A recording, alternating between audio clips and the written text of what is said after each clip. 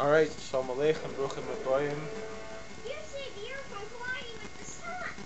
Bruchim Abayim, welcome everyone. Sorry for the delay.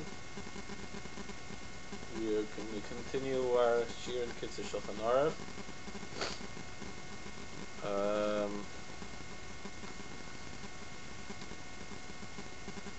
We're going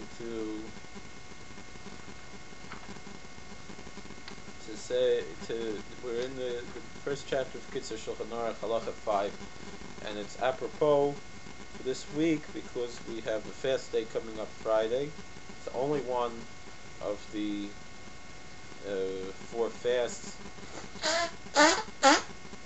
mentioned in the book of Zechariah that by our calendar could fall on a Friday, and actually that we would fast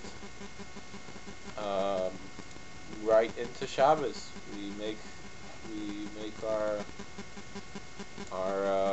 Kiddush, and that's how we're breaking the fast. We don't eat until Kiddush. And for those of us who follow the custom mentioned in the Magen Avram not to make Kiddush between 6 and 7, and also that we not to making Kiddush until it's the Zman of Rabbeinu Tam, it's a little bit later, but from Tzara Agra. According to the no pain, no gain, we say. But of course, the reason we're fasting is for the morning of the temple.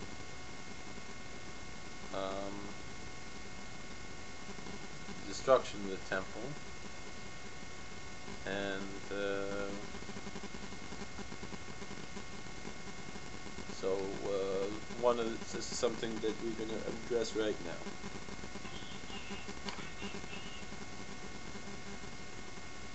Hello? Ja, ich halte mitten in der Schir jetzt.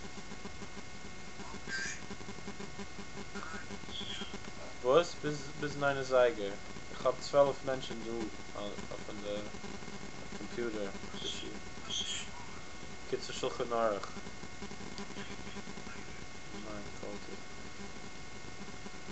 Okay. So it says like this. Again, we're chapter 1, halacha number 5. In after loy lahashkim v'lakum b'chatzos alay l'arich oz tikun chatzos matoy.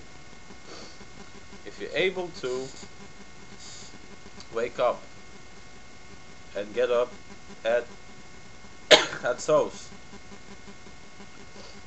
Chatzos is not 12 o'clock midnight, but the exact middle of the night, which depends on the time of the year when it is, and Rabbi Davis points out here that the Mishnah Berurah says that actually before midnight you should get up, and then you make the Tikkun Chatzos, the rectification of midnight. Matoiv, how good it is. It's a very good thing to do. And we base this on a verse in the book of Lamentations. Like it says, Kumi roini b'layla l'roish hashmuris. It says, you should get up and sing in the night at the beginning of the watching, which is midnight.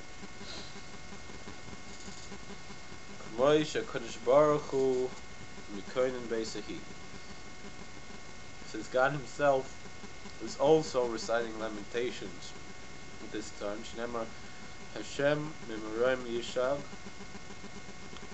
U'moimoin Kad Shayitin Koiloi Sha'oig Yishag Al Neveil. It says in the book of Jeremiah, chapter 25, verse 30, that the Lord, from high up, He cries out, and from His holy dwelling place, He gives out His voice, crying, roaring out over His abode, the temple that was destroyed. Also, we have in the Talmud the following statement: Oy lebanim shebenesehem hechrafti es beisei v'srafti es echoli v'igleisi levein ha'umes. It says, woe to the children that they're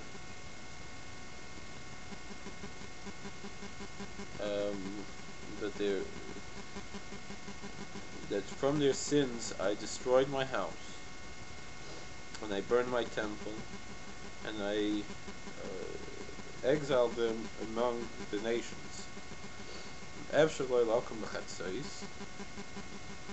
What if you can't get up at midnight? You should try at least to wake up before dawn.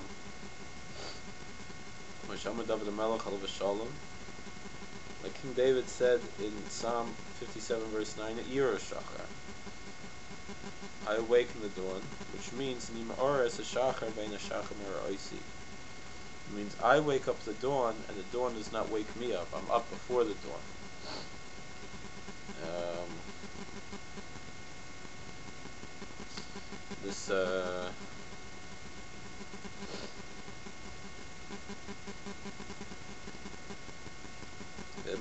We have to understand, those days there wasn't lights, people weren't usually staying up very late, so they would go to sleep early and then wake up to say the Tikkun Chatzos, and if they didn't wake up before Chatzos, they would wake up a little later, early in the morning, to say the Tikkun Chatzos. The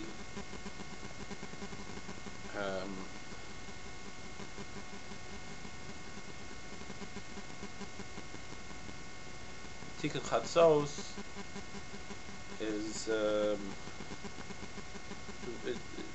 it's a few different psalms and different dirges, different kinnos that we said. You find it in a lot of Hebrew Siddurim, but it's not so common to find it in English Siddurim. There is one English translation that I know of Tikkun Chatzos that was published by the Breslov Research Institute. I believe it's called The Sweetest Hour, and not only it's a translation, but also a commentary on the Tikkun Chatzos. And among Breslover Chassidim, it's very common to make the Tikkun Chatzos, and generally they'll go to sleep very early and wake up to say Tikkun Chatzos. If you're up anyway, you could also say it then. It doesn't have to be necessarily, although the ideal way is to go to sleep and wake up to say it. If you're up anyway, you could also say it. The Tanya mentions this, even though I don't see it in Lubavitcher Siddur. The Tanya does mention saying Tikkun Chatzos, and he says if you can't say it every night, you should at least try to say it once a week, and that time once a week should be Thursday night or Friday morning to get ready for Shabbos. Before we go into Shabbos, we should repent, and so Thursday night is a good time to say the Tikkun Chatzos. It's divided into two parts, and the first part we only say when it's a day we would say Tachanun, and the second part we could say any night. Those are called Tikkun Rachel and Tikkun Leah. Tikkun Rachel we only say when we sing Tachanun. That's the more sad parts of the Tikkun Chatzos, and the Tikkun Leah can be said just about any night, although still most people are not saying it on Shabbos, although you could say it on Shabbos and Yom Tov. The custom generally is not to even say Tikkun Leah, but when you're having Rosh Chodesh or something like that, then you could say the Tikkun Leah.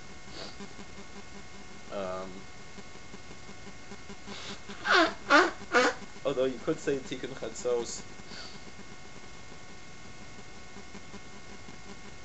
It says here, "V'gam la'achar Chatzos, alay l'loch yochel larich Tikkun Chatzos." And even if it's later than Chatzos, you could still make Tikkun Chatzos.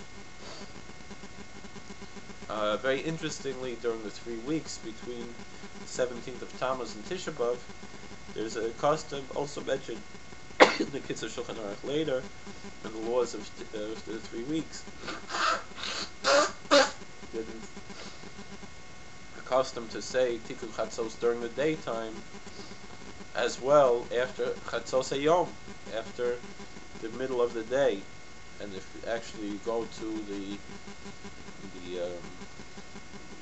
Hasidic communities like Williamsburg and this, you'll find minyanim in the daytime reciting the Tikkun Chatzos. It says, "V'achar kach yasek v'torah ish kefi yechaltoi." After you make Tikkun Chatzos, you should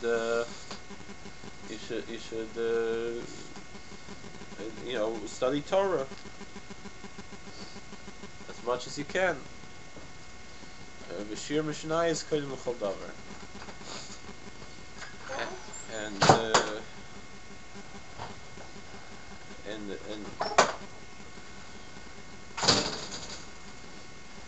And then the first thing is to learn the Mishnah, and actually we have as part of the Tikkun Chatzos that's been incorporated the last chapter of the Mishnah Talmud. Excuse me. And so that's the first thing you should study, and after that you can study other Mishnayos. There's also portions from the Zohar, different things that people study after the Tikkun Chatzos. But the main thing is the Mishnayos. And through this you're worthy to receive a soul. You should understand from here, the soul is not it's not something that we're automatically connected to. We do have a soul, but we're often disconnected to it. And the higher levels of the soul, which is called the neshama, one of the higher levels, the third level of the soul, which a human being could live without it, but his life is not really human, fully without this connection to God. He can live as just like animals live. And through the soul, through the Mishnah, we come to the soul. And this is hinted to because Mishnah Oisius Neshama, that the word Mishnah is the same letters as the word Neshama, is the word for the soul. What if you're not such a Talmid Chacham, you're not capable to study the Mishnayos? Yasek b'Tehillim. You should study the Tehillim, the Psalms. Recite the Psalms. Mamados. Also, we have something we have in the Siddur called the Mamados, which is divided for each day of the week to recite different portions of the Scripture, the Mishnah, and the Talmud, corresponding to each day of the week, and it ends off with a prayer for that day of the week. Sifrei Musar, also it's good to study works of Musar, ethical teachings. And he quotes here from the Shulchan Aruch. He says, "V'toiv ma'at b'chavana me'har bois b'lei chavana." It's better to do a little bit to do a little bit, but with concentration, than to do a lot and not concentrate on what you're doing. Just to prattle on with your lips is not the main thing, particularly when it's not the obligation. Meaning we're obligated to say the 3 prayers every day, and those have to say everything. Alright, certain parts are more important than others, and so if you can't say everything, you have to make a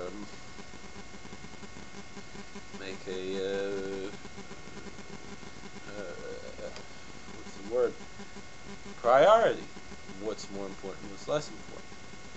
But you have to prioritize.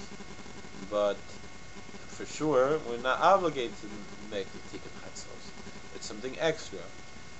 So whereas it might be worthwhile to say the whole prayers that we're obligated to say, even without the kavanah, but we're going to add extra things, those things should be with the kavanah, and so with those things, it's better to do a little bit with the kavanah than a lot without the kavanah. The problem is that most people today totally forgot about tikkun chatzos, and that's a problem.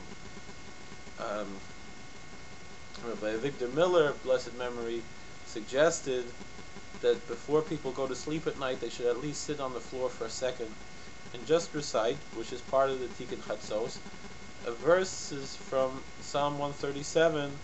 If I forget thee, O Jerusalem, may my right hand forget its cunning.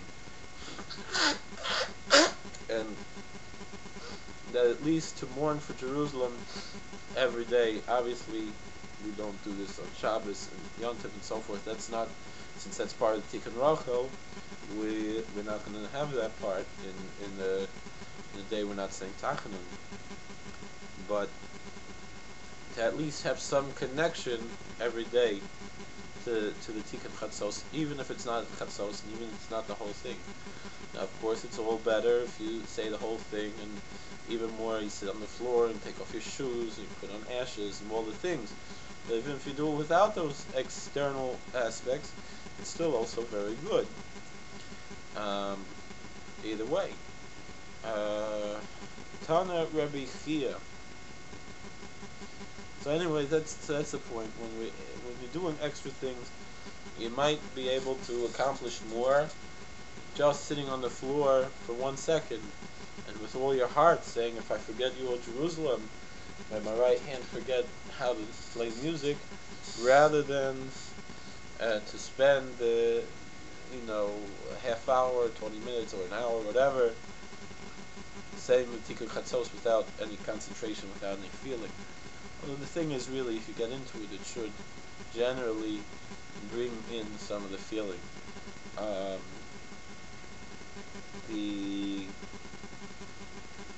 There was a story by the Chassam Sofer in his yeshiva. Every Thursday night they would have Tikkun Chatzos, and there was one bacher who was the one who would lead the Tikkun Chatzos every week, and he was away one Thursday night. He wasn't in the yeshiva, so they had another boy come up and say Tikkun Chatzos, and he made it all the way through from the beginning to the end of the Tikkun Chatzos without shedding a tear. So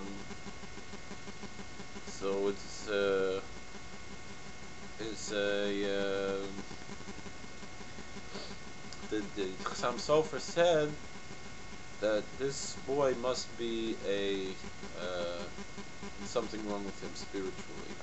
If he's able to make it through the whole Tikkun Chatzos without crying, there must be something wrong with him. And that was true. He eventually left the yeshiva and went down the wrong path, away from the proper path of Yiddishkeit. Now, that's not to say today it's quite the same thing, because obviously our generations have lowered. Most of us not even saying Tikkun Chatzos. We have to understand what we lost. Not only what we lost the destruction of the temple, but what's even been lost in the generations that have been over, talking 200 years ago, less, 100, 150 years ago, and how the generations have fallen. That it was, at one point we had, the simple Yidden were able to have the connection that today we don't even have this connection, most of us. And okay, Tana Rebbe Chia taught Kol Oisik V'Torah B'Layla Shchina Knegdoi. Rebbe Chia taught that anyone, and I'm sorry, the chat room hasn't come up yet on my computer, so I don't see if anyone is trying to chat. I guess I can try to get it started again. Take a second.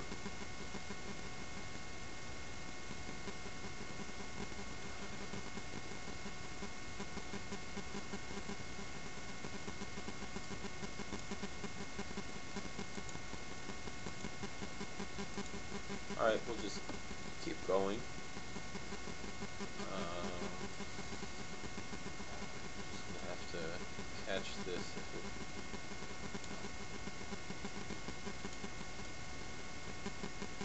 gets started. Alright, sorry. So, Tana Rabbi Chia taught the following. He said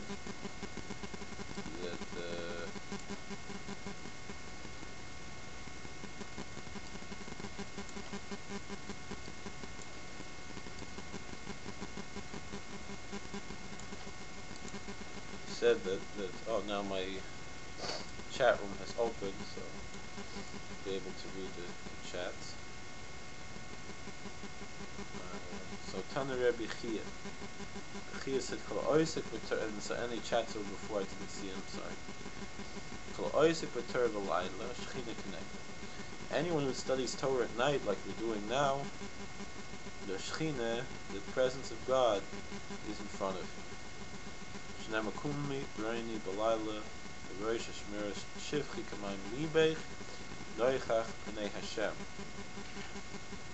Again, the same verse we quoted before in Lamentations 2:19. But the rest of the verse. Again, get up and sing in the night, the beginning of the watch times. Then he says, Shivchi kamayim libech, pour your heart out like water, noichach p'nei Hashem, right before the face of the Lord. That's what it says in Lamentations. Again, I don't know if there was any chats before. Nothing got saved. So Perish Shechina Hi Az Knegdecha. That means that the presence of God is right in front of you then. Excuse me. So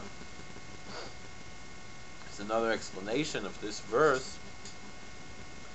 Pour out your heart like water. The Ishbitzer Rebbe said like this, that pour out your heart like water means that just like the water never gives up,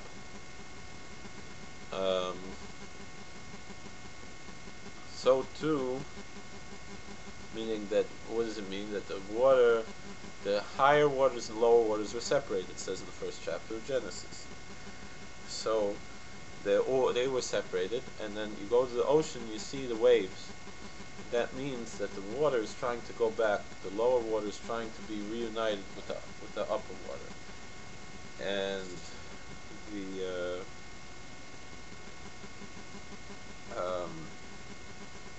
so there's a connection there, and so the water is trying to go back up to be reconnected.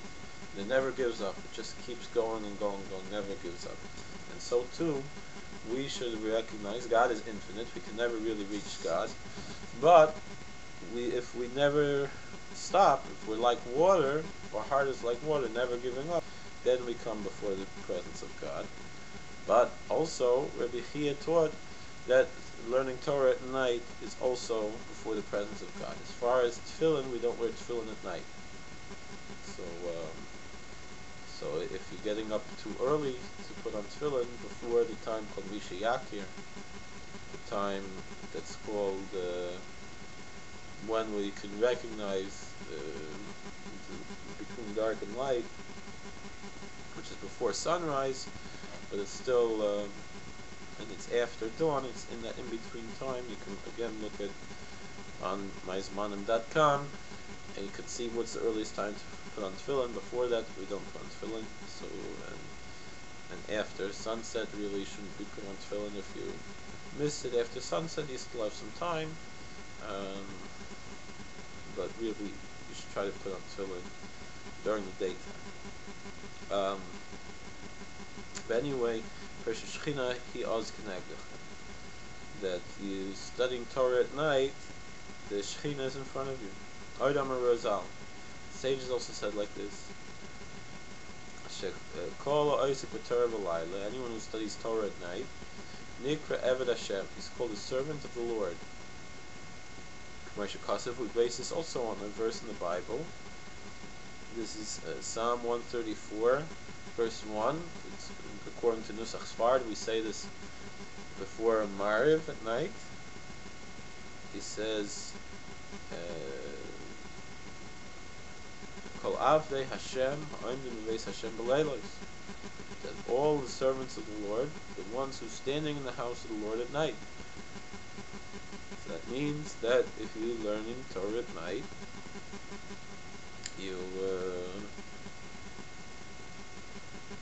you're a servant of Hashem. B'leilos Eksarim She'efshar Lo Lahashkim Kol Kach. But what about the very short nights in the summertime? There's not enough time to get up. The night isn't long enough. Should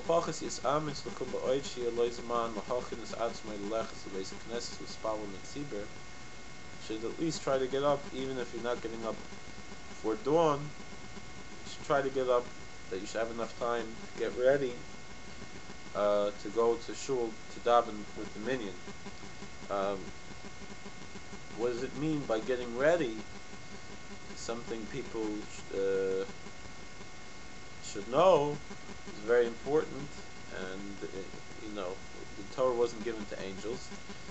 Is that really before you daven in the morning, you should go to the bathroom. You should try to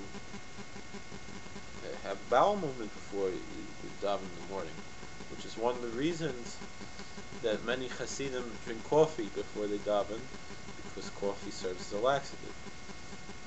This is a disagreement.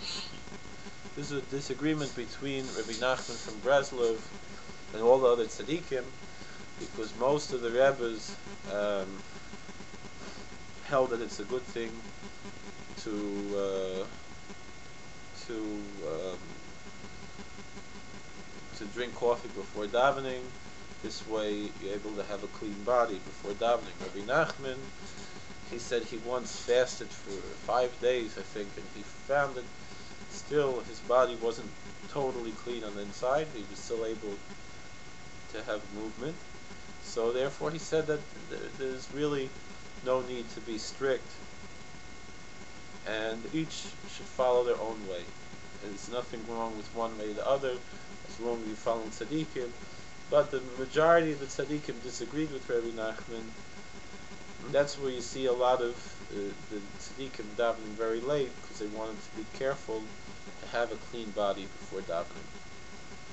Another thing to get ready for davening is to go to mikveh before davening, which of course we know Rabbi Nachman was very strong that how important that was, as all the tzaddikim held.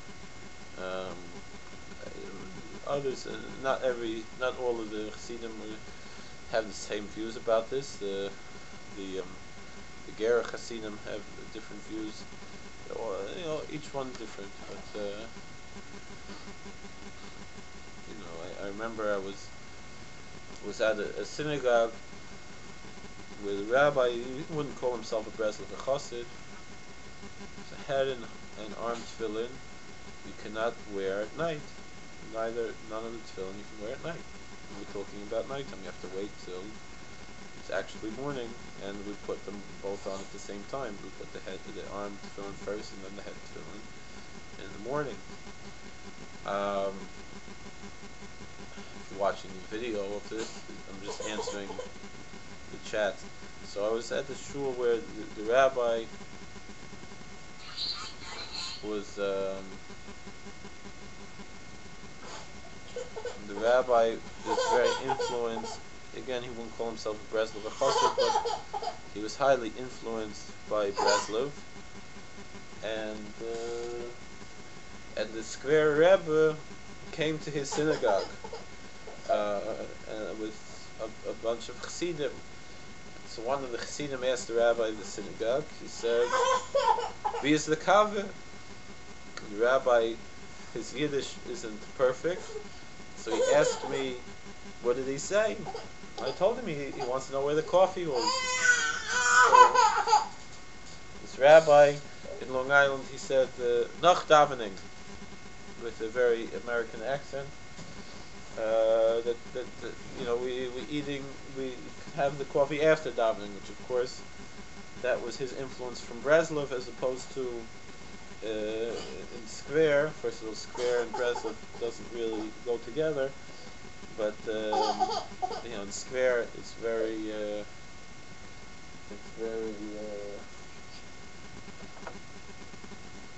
it's very thing. It's a big deal to have coffee before davening. Willst aufstehen?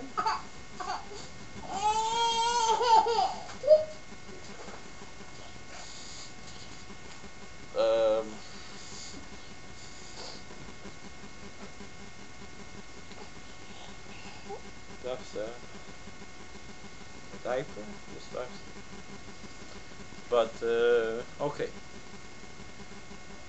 Vav, number 6. Mizmori tehillim mechein shar parshios b'terev nevim ksuvim she'enim shkurim b'fi hakol aser la'amim b'al peh. He says that the chapters of the Psalms and anything else from the Torah and the prophets and the writings, anything from the Bible, that she'enim shkurim b'fi hakol, that people, not everybody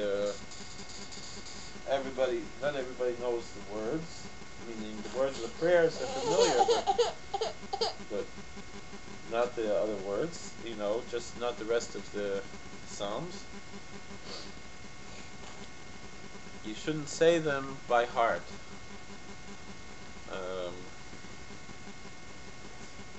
You're not allowed to say them by heart because it's a written Torah. I think we're going to have to go now. Use a diaper? Just a good change. Anyway, and it says, "Afilu misha hu yodei olam balpeh." Even someone who does know how to recite the Psalms by heart, the whole book of Psalms, yesh lo elazar shelo olam balpeh. He says that really you shouldn't say them by heart. However, the Mishnah Berurah says it is okay because the prayers you're allowed to say by heart. In the old days, we didn't have a siddur, so everyone said the prayers by heart. So it's a disagreement between the Kitzur Shulchan Aruch and the Mishnah Berurah.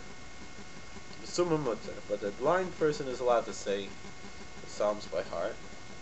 He doesn't need someone else to read them to him, so he should say them. Okay.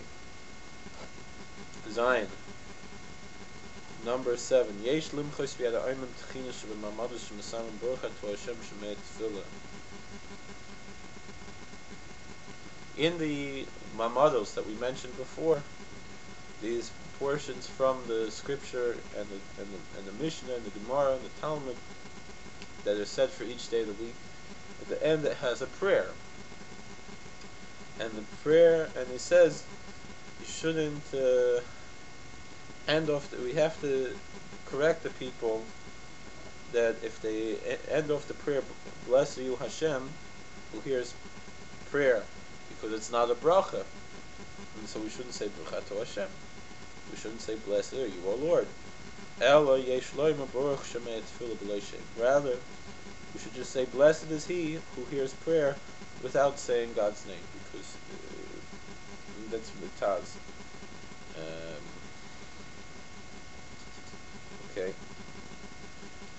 we can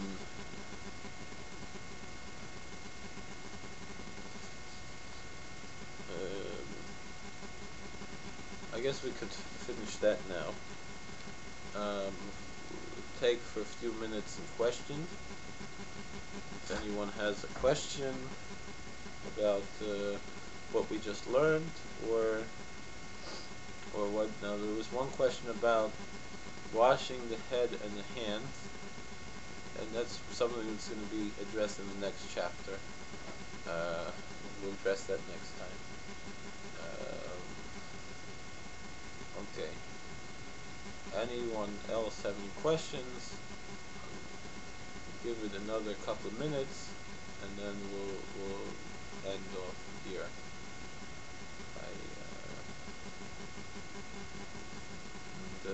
Anybody who's here in Richmond, welcome to come join us at Shul. And anything else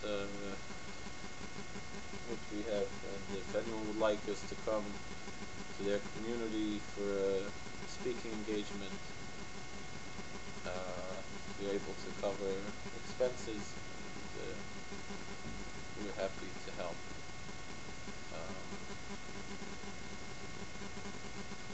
What have to be in Hebrew or English? I'm assuming it's saying the prayers of Tikkun Chatzos. So, if I'm correct, Richmond's about 2 hours from Virginia Beach. It's about 2 hours away.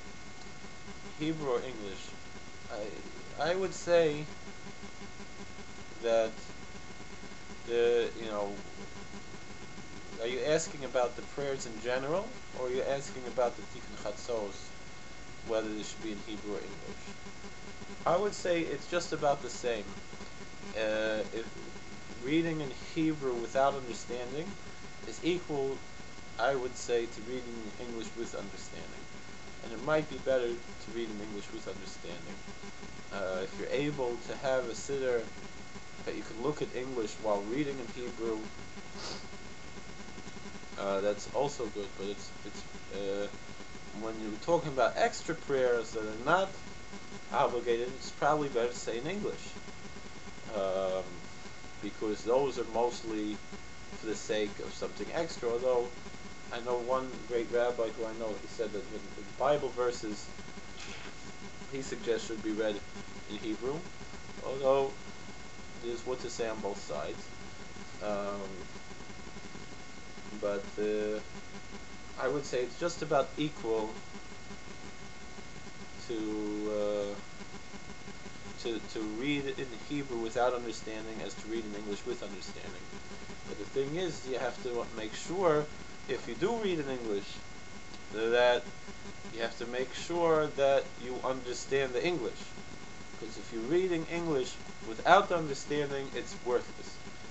You're reading in Hebrew without understanding, you fulfill the mitzvah of davening, even if you don't understand what you're saying. But if you read in a different language and you don't understand the words, then you don't fulfill the mitzvah. So it's very important that if you use a language other than Hebrew, you have to understand all the words that you're saying. And so if you have a word that is not so easy for you, you should try to find another word to use. Another thing that's very important, though, about prayer in general that people don't know is that you actually have to say the words. You can't just meditate on the words. You don't fulfill the mitzvah of praying just by meditating. Because the purpose of prayer is not to let God know what we need, because God knows without our prayers. The purpose is that we should connect to God through the words. And when we're saying the words, we can connect to someone. When we talk to another person, you make a connection. So when you talk to God and you actually move your lips and make a sound, then you are making that connection. And not only that, but you're doing the physical action of moving your lips. Like all the mitzvahs. Even though meditation is also a very good thing, but it's even better when it's combined with the action of moving the lips. And you cannot fulfill, meaning, if you would sit and concentrate on the meaning of the words of the prayers very deeply without moving your lips, you would have done almost nothing. But if you would sit and say the words, move your lips, everything, you did the mitzvah, you did what you have to do. Now, you combine them both together, it's even better. As far as a ben Noach wearing a talis in the synagogue, I would say you have to ask the rabbi of that synagogue what he feels. There's nothing wrong with a non-Jew wearing a talis, because the Rambam tells us that non-Jews are allowed to keep more. The Gemara says it, and the Rambam says it, that non-Jews are allowed to keep the vast majority of the mitzvahs. The only ones that are really controversial for a non-Jew to keep are um, Shabbos, Tefillin, and Torah study. And even those three, they're controversial, but uh, they're also not um, uh, but they're not out of the question. And for all of those things, really, um, you have to talk to the rabbi. And, what what do you think if you want to do it? Um, for sure, privately, there's no problem. But publicly, to come to synagogue and to wear the prayer shawl, it would have to be, I would say, ideally with the rabbi's permission. And if he doesn't give permission, I would say to abide by his suggestion and not to wear it.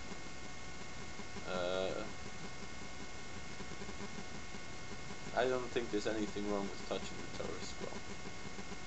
I don't see what's wrong with that. I would guess also, though, it would be best to ask permission from the rabbi of the synagogue and follow, where he is. In my own synagogue, I don't have a problem with it, but again, each synagogue is, in that sense, independent. You have to abide by the psak, by the ruling of the rabbi of that synagogue.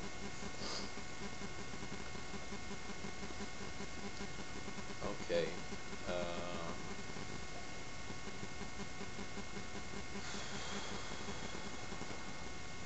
Any other questions before we go?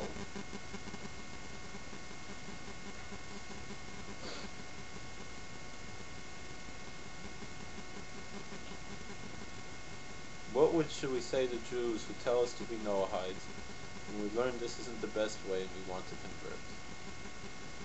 Okay. It's not about learning what's the best way, but it's really the question of what's for you.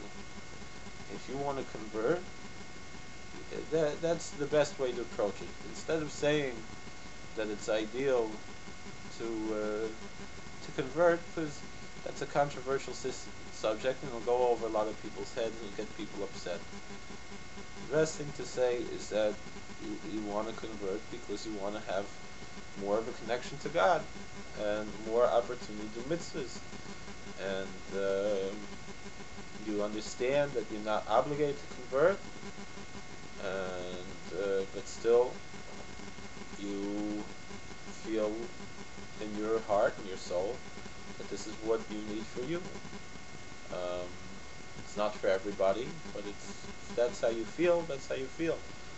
My wife, she told me that when people confronted her with this, because she converted before, and she told me that whenever people tell her, why don't you just keep the 7 laws of Noah, the way she could describe it, the marshal she could give, was that as a Noahide, she felt like someone standing across the street. All right, have a good night. Someone standing across the street, waving at God from across the street, and God waves back, and it's fine. It's very pleasant. But as a Jew, you're right there in the same house, and that's really how it is. We can't sugarcoat it. That the fact is that to be a Jew is a deeper relationship with God, and just the same, the non-Jew has one up on the born Jew who's not a Kohen, because someone you cannot become a Kohen. You cannot convert to be a Kohen, and if you're born Jewish and you're not a Kohen, you can't become a Kohen, a priest. The Kohen has more mitzvos than a non-Kohen, and we cannot make the decision to become a Kohen. You have to be born as a Kohen. But a non-Jew has a choice to become a Jew and have more mitzvos, and so that's a one-up that the non-Jew has over the born Jew is that he has the opportunity to go higher in his obligations and connections in the mitzvahs.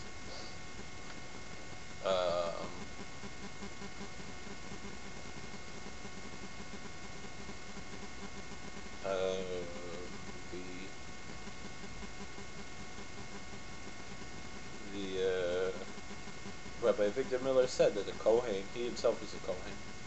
Rabbi Victor Miller said that the Kohen has more mitzvahs and going to have a bigger share in the world to come than a non-Kohen.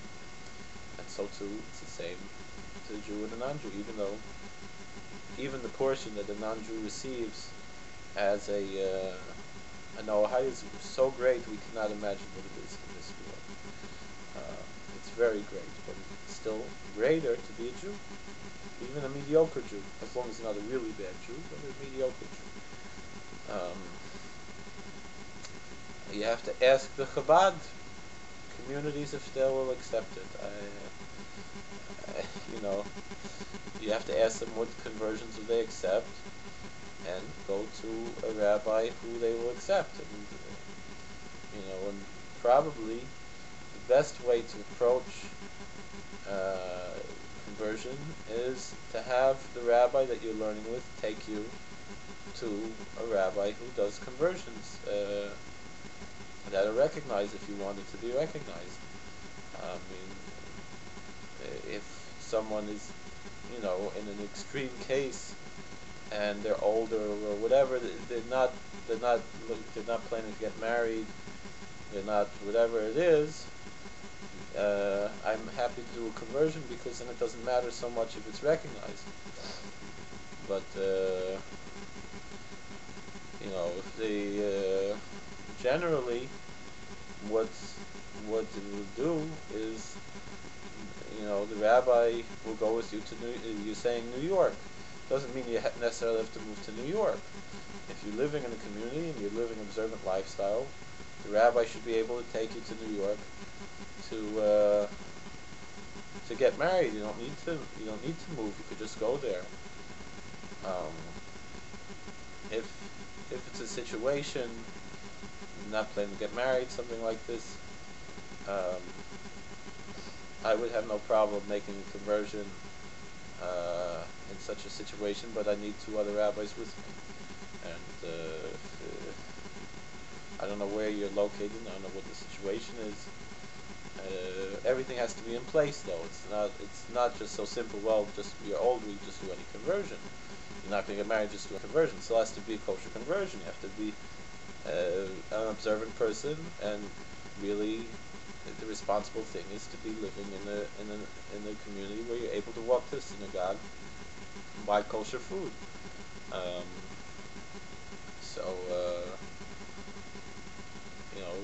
It's if that works that way, we can see. But please contact. I believe I've probably spoken to you before. I think I know who this is, because it's all, I don't have names here. But are we allowed to do tikkun chatzos before we convert? Yes, there's no problem with that. It's just reciting psalms and mourning over the destruction of the temple. And the destruction of the temple, first of all, is something that affects the whole world, not only Jewish people, because first of all, if you're in the process of converting, you should conduct yourself as a Jew and try to live a Jewish life, so you know what you're doing and you're ready. As far as, but even a non-Jew who has no plan in converting, I would say that mourning over the destruction of the temple is something that even Noahide should be engaged in, because the Talmud tells us that if the non-Jews who destroyed the temple would have known what a benefit the temple was to them, not only would they not destroyed it, but they would have set up guards to protect the temple from being destroyed. So the destruction of the temple is not a Jewish disaster, but it's a disaster for the whole world. And so, send me an email privately and talk to the rabbis, see what they say, what can be done in your particular case. Um, and like I said, the Tikkun Chatzot you can find online. They don't have the text online, but you can buy a copy of a book that's called The Sweetest Hour, that has the translation. Again, Tikkun Chatzos is not an obligation, but it's definitely, as the Kitzur Shulchan Aruch says, it's a good practice. Although, really, in general, you should be you have to have priorities straight. Again, you have to be, ideally, everything else should be in order before we go into other things. One in high school, one of the boys mentioned to our rabbi, one of the very popular speakers in the Jewish world, Rabbi Moshe Weinberger, who was at that time, he was teaching in high school. He was also a rabbi of shul and also a big speaker, but he was also teaching a shir in yeshiva in high school. Rabbi Weinberger, and so the boy said he wanted to wear tchelis, the blue strings on his tzitzis. Rabbi Weinberger said to him, if you're a Radziner Chassid, so you wear tchelis. But he doesn't wear tchelis, I don't wear tchelis. But there are other mitzvahs you have to take care of first. And so too, I would say it's the same thing with the Tikkun Chatzos. Although it's probably a good thing to say it once in a while. But if someone to try to say it every night, it might be, not everyone is ready for that, but some people are. And everyone is on their own level, in their own approach. So certain people, it might be a thing for them to do, to say the Tikkun Chatzos every night. Some people once a week, some people once a month, some people a few times a year, some people just when they feel like it. And any way it is, it's okay, because it's not the obligation. As opposed to daily prayers, a man is obligated to pray 3 times a day. A woman is not obligated to pray 3 times a day. She's obligated to pray once a day, although she may pray 3 times a day if she wishes. Snail or squid, I don't know what the question is, other than that they are not kosher animals. That's all I can say. I don't know what the question is, snail or squid. Both of them are not kosher. Oh, tchelis, that's the question. Snail or squid tchelis. I think the Radziner, it doesn't matter to me, because I remember, there was I understand what you're asking now about the tchelis. The Radziner, I think, said the squid tchelis, I don't know. I remember as a bacher who he was wearing a talis with tchelis tied like a Yemenite way, an Ashkenazi boy. He was wearing Rabbeinu Tam tefillin and Rashi tefillin, both together with the talis and the gartel and everything. And he went up to Rebbe, the Ulam Arav in Queens, a very chashuv Chassidish Rebbe. He asked the Rebbe, he said, which tchelis is better, the Radziner tchelis, or Ptil tchelis, or this one, that one? And the Rebbe said to him, he said, I have nothing against you wearing tchelis, it's fine if you want to do it. It's your business, not my business, but you can't ask me the question because it's not my custom to wear tchelis. And so the same thing, the whole purpose of the story I was saying is that the Rabbi Weinberger, he told this boy not to wear tchelis because there are other things that come first. And this Rebbe, the Ulam Arav, he didn't say yes or no, but he just said, he said he doesn't know because it's not his custom to wear tchelis. And that's the same answer I can give. Which is right? I don't know. When Mashiach comes, we'll know what the real tchelis is. Why does it come from a non-kosher animal? I don't have an answer, but it's just an interesting idea. I'm not saying this is the right answer, but there was a first of all, that's a good answer. Is that kosher has to do with what you eat, not what you wear. As a matter of fact, tefillin and a shofar and all these things don't have to come from an animal that was shechted kosher. You're allowed to make tefillin and you're allowed to make a shofar, although it comes from a kosher animal. It has to be a kosher animal that you can eat. The species has to be kosher, but it doesn't need to be properly shechted.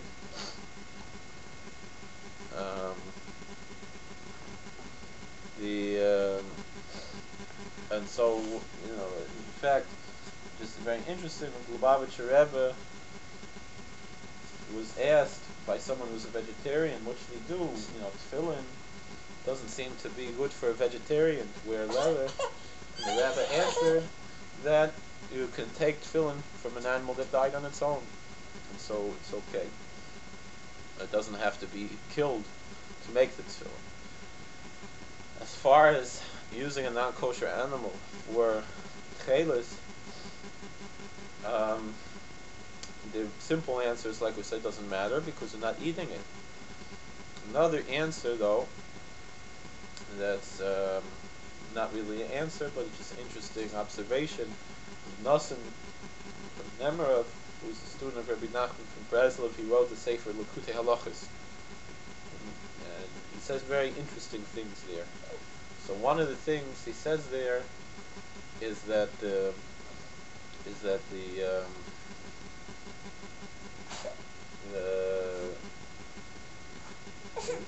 why on Rosh Hashanah we use honey. We dip the challah, an apple, all these things we dip in honey. And we make honey cakes, all these things for Rosh Hashanah. And it's not the custom of everybody. Ben Ishchai mentions to use white sugar and not to use honey. But the custom by the Ashkenazim is to use honey. And although really when the Bible is talking about honey, land flowing with milk and honey, it's talking about date honey. But although we do have dvash tarim also in the Bible, in the story of Samson, bee honey. But Rabbi Nosson says that one of the things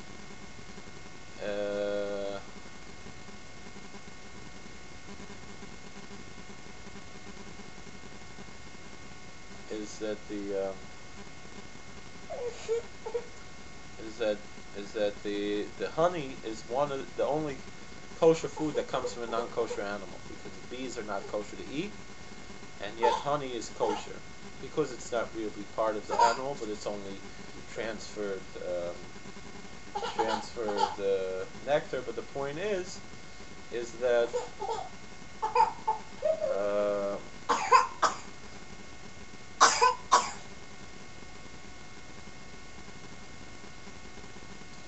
that here, anyone can do tshuva. Even someone who's on the lowest level can be brought back up again. And that's and so here you have something coming from a non-kosher animal, from a bee, and then it's here on the table for Rosh Hashanah. Before and after Yom Kippur, and Sukkot also. I don't really understand what it's saying about the pig being a holy animal. But it's not a question, so I don't really have to address it. But it's an interesting statement. Okay, we just about filled up our hour here, and God willing, we'll see you again. We'll have the Shalashudas hopefully again this Saturday night. After the Zman the early Zman is probably when it's going to start, and after Shabbos is over, and we'll address that. We'll see you then. And if though I'm asking people, not to, if you're in a place where it's still Shabbos and you're Jewish, please don't watch it on Shabbos, but rather you can watch it after Shabbos because we're recording it. If it's still Shabbos where you are, but if Shabbos is over already, you're welcome to watch it over here. Shabbos will be over, when we start. All right. Cole, please have a good night.